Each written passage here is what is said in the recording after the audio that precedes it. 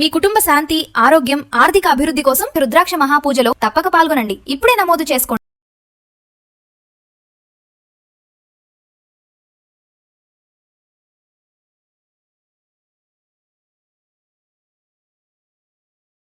నమస్తే, welcome back to Suman TV. Present మనతో పాటు ఉన్నారు stock market analyst Sundar Rama Reddy గారు. నమస్తే సార్. నమస్తే మ్యామ్. సార్, మరి ప్రధాని మోడీ గారు మన బహిరంగ సభలో 7 సూచనల్ని విజ్ఞప్తిగా చేశారు. ఇవి సలహాలు కాదు, ఇదొక మిషన్ కింద తీసుకోండి వీటిని అని చెప్పారు. మరి ఆ 7 సూచనలు ఏంటి, అసలు ఎందుకు చేశారు అని అంటే? సో పొదుపులో భాగంగా అండి, ఓవరాల్గా ఇప్పుడున్న టైంలో ఏంటంటే రూపీ ఆల్ టైమ్ లోలో ఉంది. అండ్ రెండోది రిజర్వ్ కరెన్సీ తగ్గిపోతుంది, ఫారిన్ రిజర్వ్ కరెన్సీ తగ్గిపోతుంది. అందుకని ఈ వార్ ఎంతకాలం ఉంటుందో తెలియదు, వరల్డ్ వైడ్గా అన్సర్టనిటీ నడుస్తుంది. కాబట్టి ఈ టైంలో మనం ఇంపోర్ట్స్ మీద తగ్గించుకుంటే, ఇంపోర్ట్ వాడకాన్ని తగ్గించుకొని అండ్ ఫారిన్ రిజర్వ్ కనుక పెంచుకుంటే కనుక క్రైసిస్ని మనం ఫేస్ చేయొచ్చు అని చెప్పేసి ఆయన 7 సలహాలు ఇచ్చాడనమాట. అవేంటి అంటే, ఒకటి వర్క్ ఫ్రమ్ హోమ్ చేసుకోండి. వర్క్ ఫ్రమ్ హోమ్ అప్పుడు ఏమవుద్దంటే, వర్క్ ఇంటికాని చేసుకుంటున్నాం కాబట్టి బయట తిరిగే వెహికల్స్ తగ్గిపోతాయి, తద్వారా ట్రాన్స్పోర్టేషన్ కాస్ట్ తగ్గిద్ది అనమాట. సో ప్రతి ఒక్కరు ఎవరికైనా బయట తిరగాలనుకున్నా సరే పబ్లిక్ ట్రాన్స్పోర్టేషన్ సిస్టమ్ వాడుకొని ఎక్కువ శాతం వర్క్ ఫ్రమ్ హోమ్ చేసుకోవటం ద్వారా ఎంతో కొంత క్రూడ్ డీజిల్ కన్జంప్షన్ తగ్గించచ్చు అని చెప్తున్నారు. కాబట్టి గవర్నమెంట్ లేదా ఈవెన్ ఐటీ కంపెనీస్ అన్నీ కూడా వారానికి 2 రోజులు 3 రోజులు ఎందుకని అంటే బెటర్ టు సేవ్. ఇప్పటికే మెజారిటీ ఐటీ కంపెనీస్ అన్నీ కూడా హైబ్రిడ్ మోడల్ పాటిస్తున్నాయి. అంటే వారంలో 2 డేస్ ఆఫీసు, 4 డేస్ ఇంటికాడ, ఇలాంటి కల్చర్ ఉందన్నమాట. బహుశా ఇప్పటి నుంచి అన్నెసరీ థింగ్ అంటే సర్వీస్ తక్కువ అన్నీ కూడా ఇంపార్టెన్స్ కానీ అన్నింటినీ అవుట్సోర్స్ చేసేలాగా ఉన్నారు వర్క్ ఫ్రమ్ హోమ్ లాగా. అండ్ మిగతా మొత్తం హైబ్రిడ్ మోడల్ షిఫ్ట్ అయ్యే ఛాన్స్ ఎక్కువ ఉంది. మొత్తానికి ఏదైనా కానీ క్లూ అనేది సాక్షాత్తు కంట్రీ హెడ్ నుంచి వచ్చింది కాబట్టి ఎన్నో కొన్ని కంపెనీస్ వర్క్ ఫ్రమ్ హోమ్ ఇచ్చే ఛాన్స్ ఎక్కువ ఉందన్నమాట. రెండోది అంటే గోల్డ్ కొంటాన్ని, గోల్డ్ ఒక 1 year పోస్ట్ పోన్ చేసుకోమంటున్నారు గోల్డ్ తగ్గించడానికి. ఎందుకంటే గోల్డ్ బిల్ ఒకటే అండ్ 12 లక్షల కోట్లుగా వచ్చింది కరెంట్ రేట్ మీద. అది దానివల్ల ఎలాంటి ప్రొడక్టివిటీ ఉండదు. సో నేను బ్యాంకుకి వడ్డీకి ఇచ్చాను అనుకో, డిపాజిట్ చేశాను బ్యాంక్ డిపాజిట్స్, వాళ్ళు అవి కంపెనీలకి వడ్డీకి ఇచ్చేసి కంపెనీ ప్రొడక్టివిటీకి ఉపయోగపడతాయి. పోనీ నేను ఏదైనా కంపెనీలో షేర్లు కొన్నాను అనుకోండి, అది కంపెనీకి వెళ్ళి ఆ కంపెనీ వాళ్ళు రీఇన్వెస్ట్ చేసుకొని ఎక్స్పాండ్ చేసే ఛాన్స్ ఎక్కువ ఉంది, ప్రొడక్టివిటీ ఎక్కువ తీసే ఛాన్స్ ఉంది. గోల్డ్ కొంటే అలాగేం జరగదు, దాని నుంచి ఎలాంటి ప్రొడక్టివిటీ ఉండదు అనమాట.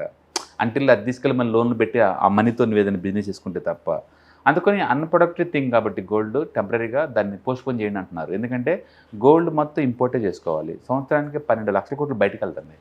అంటే రూపీ వీకే సర్కిల్ ఇంతకుముందు 85 రూపాయలు ఇచ్చేవాళ్ళు, ఇప్పుడు 90 రూపాయలు వస్తుంది అవతలకి. సో మన కరెన్సీ తగ్గిపోద్ది కాబట్టి ప్రస్తుతానికి 1 year వరకు గోల్డ్ కొంటాన్ని తగ్గించండి, నెసరీ తప్ప అని.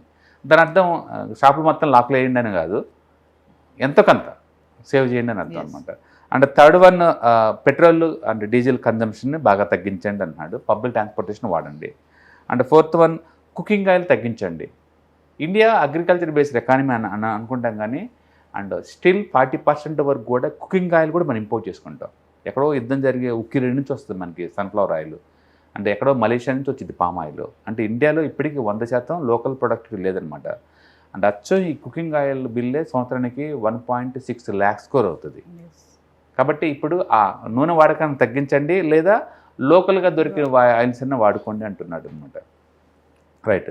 Next fertilizers. మనకి ఫర్టిలైజర్స్ కూడా అమోనియా కావచ్చు, యూరిక్ యాసిడ్ కావచ్చు, నైట్రోజన్, ఇవన్నీ కూడా బయట నుంచే వస్తాయి. దుబాయ్ చాలా పాపులర్ ఏరియాలో, అక్కడి నుంచి వస్తాయి మనకి. ఇప్పుడు అక్కడ అన్సర్టనిటీ ఉంది కాబట్టి వాటి మీద టూ మచ్ డిపెండ్ అవ్వలేము. ఊహించండి, వరల్డ్ వైడ్గా యూరియా ఒక బ్యాగ్ వచ్చి అక్కడ 3000 రూపాయలు ఉంది, ఇండియాలో అది 300గా దొరుకుతుంది. దాని అర్థం మనకు తక్కువ రేటు దొరుకుతుందని కాదు, గవర్నమెంట్ సబ్సిడీస్ ఇస్తుందన్నమాట. సో బడ్డనే అవుతుంది వాళ్ళకి. కాబట్టి అగ్రికల్చర్లో కూడా ఫర్టిలైజర్స్ వాడకాన్ని కొంచెం తగ్గించండి, నెసరీ తప్ప వాడద్దు అని చెప్తున్నారు అనమాట. అలాగే ఫారిన్ సంబంధించిన బ్రాండ్స్ ఏదైనా కొనేటప్పుడు వాటికి అల్టర్నేటివ్ కనుక లోకల్ దొరికే కంపెనీస్ ఉంటే వాటికి ప్రయారిటీ ఇవ్వండి, లోకలైజేషన్ ట్రై చేయండి. ఎందుకంటే అనవసరంగా బయట డాలర్లో పే చేసుకొని ఇండియన్ కరెన్సీ తగ్గడం తప్ప వాటి వల్ల ఎలాంటి ఉపయోగం ఉండదు. కాబట్టి లోకలైజేషన్కి వెళ్ళండి అంటున్నాడు. అండ్ ఫైనల్గా సాధారణ వరకు ఫారిన్ టూర్లు తగ్గించండి, నెసరీ తప్ప. డెస్టినేషన్ మ్యారేజ్ అయ్యి అని చెప్పేసి వెళ్తున్నారు కదా, దాని బదులు లోకల్గా చేసుకోండి. అండ్ మొత్తానికైతే ఫారిన్ ఎక్స్చేంజ్ రిజర్వ్లను కాపాడండి, రూపీ స్ట్రెంథనింగ్కి ఎంతకంత తీర్చండి. సో క్లిష్ట పరిస్థితిలో ఉంది కాబట్టి కంట్రీ, ఈ టైంలో మీ హెల్ప్ చాలా అవసరం అన్నట్లు చెప్తున్నాను అనమాట. కాబట్టి అది కంట్రీ హెడ్ నుంచో వచ్చిన సలహాలు కాబట్టి గవర్నమెంట్ సీరియస్గా తీసుకుంటుంది, పబ్లిక్ కూడా ఎంతో కొంత సీరియస్గా తీసుకుంటారు. కాబట్టి చూడాలి నెక్స్ట్ కపుల్ ఆఫ్ మంత్స్లో గోల్డ్ ఏమైనా ఇంపోర్ట్ బిల్ తగ్గుతుందా లేదా, అండ్ క్రూడ్ కన్జంప్షన్ తగ్గుతుందా లేదా అనేది. ఒకవేళ ఇంకా ఇది ఈ అన్సర్టనిటీ కనుక ఇంతే ఉండి అండ్ గల్ఫ్లో కనుక వార్ ఇంకా కంటిన్యూ కనుక అయితే $100 ఫర్ బ్యారెల్ కనుక ఇంత రేట్ ఉంటే కనుక డెఫినెట్గా ఇండియాలో ఇంకా క్రూడ్ రేట్ పెంచక తప్పదు. సార్ మరి దిగుమతులపై ఆధారపడే దేశాలు ఉంటాయి కదా, ఆ. వాటికి ఇది మరి ఛాలెంజింగ్ అనుకోవచ్చు కదా. ఛాలెంజింగ్ అనే బదులు కొలాప్స్ అవుతాయండి. బర్మాదేశ్ కావచ్చు, పక్కన శ్రీలంక కావచ్చు, చిన్న చిన్న కంట్రీస్ అయితే ఆల్మోస్ట్ ఫుల్ సఫర్ అయిపోతాయి. ఎందుకంటే కొన్ని కంట్రీస్లో సెల్ఫ్ సఫిషియెన్సీ ఉండదు కొంచెం కూడా. కొన్ని కంట్రీస్ అలా ఉండదు, ఫుడ్డే ఉండదు ప్రాపర్గా, వేరే కంట్రీస్ వస్తేనే.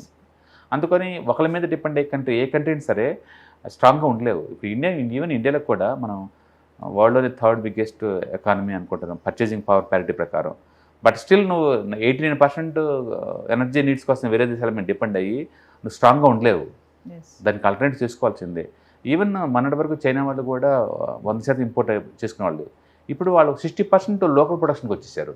అన్ని ఎలక్ట్రికల్ వెహికల్స్ వాడుతున్నారు 60%. ఇండియాలో అది ఈవెన్ 10% కూడా రీచ్ అవ్వలేదండి. అంటే మనం స్టార్టింగ్ స్టేజ్లో ఉన్నాం.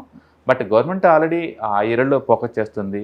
ఇథనాల్ బ్లెండింగ్ 20% మ్యానిటరీ చేశారు. 2030 కల్లా అన్నారు, ముందే అది ఇచ్చేశారు. సోలార్ వస్తుంది, ఎలక్ట్రికల్ వెహికల్స్ వస్తుంది. కాబట్టి గవర్నమెంట్ ముందు చూపుతో రెడీ అవుతుంది. బట్ ఈ ఫోర్స్ చాలదనమాట. సో ముందు రోజుల్లో ఇంకా స్పీడప్ అవ్వాలి. అండ్ కాబట్టి గవర్నమెంట్ తరపు నుంచి వాళ్ళు ఫోకస్ చేస్తున్నారు. అండ్ పబ్లిక్ కూడా కొంచెం హెల్ప్ చేయండి అన్నట్టు ఇంటిస్తున్నారు అనమాట. అండ్ డెఫినెట్గా అట్లీస్ట్ డిస్కస్ చేస్తున్నాం వాటి గురించి. మనం కూడా ఆ డెసిషన్ మేకింగ్లో ఇన్వాల్వ్ అవుతున్నాం. అంటే ప్రతి ఒక్క సిటిజన్ కూడా ఏం చేయాలి అనే ఉద్దేశం సార్ మోడీ గారిది. అంటే ఈ ఫారిన్ నుంచి వచ్చే వస్తువులు వాడకాన్ని తగ్గించండి, నెసరీ తప్ప వాడద్దు అంటున్నాడు.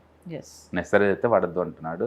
అంటే అన్ని ఇంపోర్ట్స్ వస్తున్నాయి కాబట్టి గ్యాసే కావచ్చు, క్రూడే కావచ్చు, పెట్రోల్ డీజిలే కావచ్చు, కొంచెం తగ్గించండి. దానితో 1% బ్యాన్ చేసుకోమని కాదు, ఈవెన్ 10% కన్జంప్షన్ తగ్గించుకున్న ఈ టైంలో. అండ్ కాబట్టి ప్రెజర్ ఉండదు, ఎకానమీ మీద ప్రెజర్ ఉండదు అనమాట.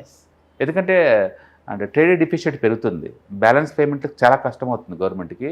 అందుకే వార్నింగ్లా చెప్తున్నారు ముందే, వరస్ట్ కాకముందే రెడీ అవ్వండి అని. Thank you. రైట్.